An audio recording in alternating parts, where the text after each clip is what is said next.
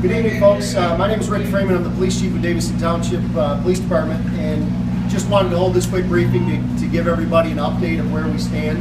I'm going to tell you right off the bat, I wish I had some great information to give you, but I don't yet. The whole point of this gathering is, of course, we're still looking for little Omarion Humphrey. He is a male black, 9 years old. He's 4 foot tall, approximately 70 pounds. He has black hair, brown eyes, and he was last seen wearing black shorts with a red stripe on the side, a short red stripe. No shirt, no shoes. Omarion is severely autistic, which of course is probably not helping us in this search. Omarion was here with his family, and he did come up missing. From the onset, the park staff and local law enforcement from the Davison Township Police Department and the neighboring agencies of Ridgeville Township and Davison City immediately enacted our protocols and began investigating into Omarion's whereabouts. We were immediately rapidly assisted by other local law enforcement, including the Genesee County Sheriff's Department dive team, many other area departments that I probably am going to forget anyway to mention because the help has been that overwhelming.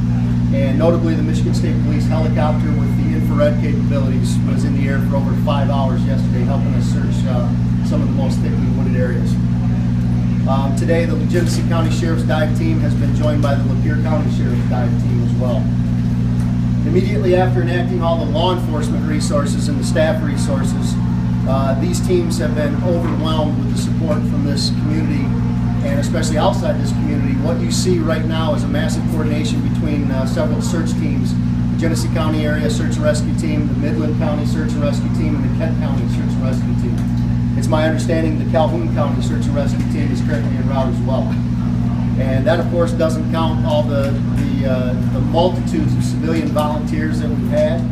The Salvation Army has been here helping with folks. We've had units such as K-9-1. The Michigan Department of Corrections has come here with literally an army of help for us. And we've been coordinating that through our command posts, all these areas. And these professional search and rescue teams, we've kind of let them take the lead on the geographical search. So the geographical areas of these search are being done by people. This is what they do. And then the law enforcement side, we have some other avenues that we're taking, both geographical searches and investigative procedures that we're taking up on the other side of the investigation, if you will.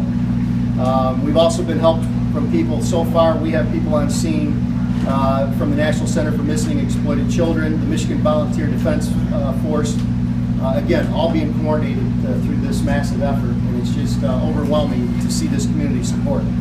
The good news I'd like to report is, I think first and foremost on everybody's mind is Callis Lake to my left. And after exhaustive searches both yesterday and today from the Genesee County Sheriff's Dive Team and the Lapeer County Sheriff's Dive Team, all searches have come up completely negative in the lake and other area. We have several other smaller bodies of water in the area. They've all been searched by the dive team, and those I'm happy to report those searches are negative at this time. Let me make this clear: this is still a full-on search and rescue. Okay. As for the search and rescue, it's gone through several waves. I know there was a concern earlier.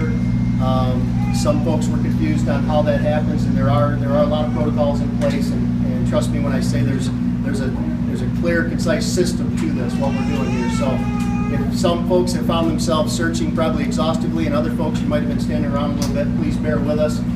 That's just the coordination. We have to make sure anybody that's part of the search team, we've welcomed your help. We certainly appreciate your help. But if we don't have it properly coordinated, it could actually end up being more of a hindrance than a help. So any delay that's been out here, if you've experienced a delay in being able to help us, I apologize. We're making sure that we've got you coordinated with a search team, and that way communications, we don't double our efforts in unnecessarily search areas that have already been searched, and we get to areas as efficiently and as rapidly as we possibly can. However, obviously the good news that the dive teams haven't come up with good news that we found Omarion yet, and we have these teams are going to keep working until we do. With his medical condition, his autism, I'd like the public to know that it is still very likely Omarion is hiding out in the area, either in the wooded and or secluded areas in the immediate area of the park, or possibly in any outbuildings within, currently we have about a 2 mile search grid, 2 square mile search grid. I do specifically ask that any area residents please be diligent in searching your outbuildings, searching your pools, underneath your decks, anything you can think of. I've been told by staff that works daily with Omarion, he is very skilled at hiding in extremely small places. Places you wouldn't believe he can fit into when he's scared or upset. So anybody that can please take a few minutes to search those areas and make sure if you see anything unusual, if you see any signs that somebody's been in an outbuilding or in an area, or of course, obviously, if you see Omarion himself, there's probably not a need to approach him immediately. If you could just keep eyesight with him and call 911, we will have a search team and or a law enforcement team in the area within seconds, and let us try to get him. With his autism, he's not, more than likely, he's not going to be overly responsive, is why we're saying that. So if you try to approach him, it's possible you can push him further. So if anybody does see him, we're asking at this point, try to do your best to keep an eye on him, grab a cell phone and get 911 notified rather rapidly. Anyone with information, again, please call 911 if you have any information, because there's always, we're keeping an open mind as we do with any investigations. We're not going to get tunnel vision that he's still in the woods. We're not going to get tunnel vision on any area. We're keeping an open mind to all tips. That could include Omarion is currently safe and sound with family or friends that just don't know we're actually looking for him, believe it or not. With the massive search that you see here, it's very possible that could happen. So we ask anybody with relation or contact with his family, make sure you reach out and get with us with any information you have. I do have a few minutes.